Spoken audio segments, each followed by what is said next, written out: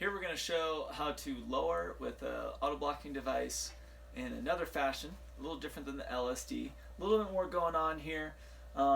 It also can be kind of nice just to have some extension with this system where you're using a locker draw. And so let me demonstrate this here. This is a method that has long been popular, so certainly nothing wrong with it. First, what I'm going to do is I'm going to use a locking quick draw.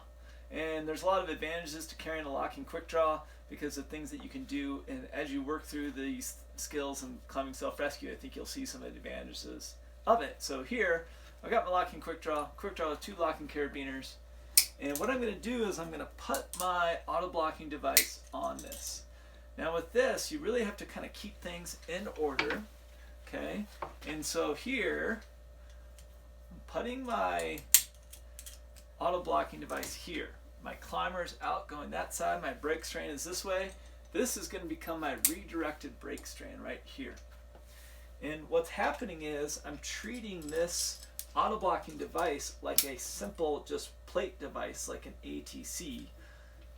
But I'm going to have it set up so that when my climber's at the bottom and they're ready to start climbing back up, I can very quickly transition this into an auto blocking device.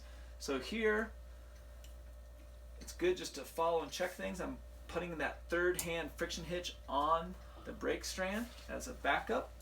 And I'm going to put a locking carabiner up here on the anchor so that when my climber gets down, I'm ready to clip it back in and convert it into an auto blocking device real quickly. Always double check these things here, especially with this, there's a lot going on. Now, Selah can climb over here. Now, climb in here. You can see here why the muncher can be pretty nice, because it can take a little bit of work here to pull in slack as she climbs in. Now she can weight the rope. Okay.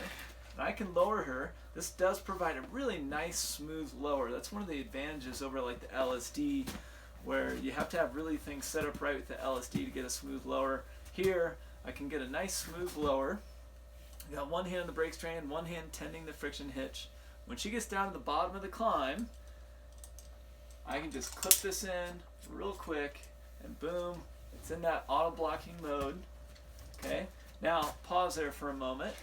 Now you can see I've still got some things set up here. I can take those off at any point while maintaining the brake strand, or I could just leave them on.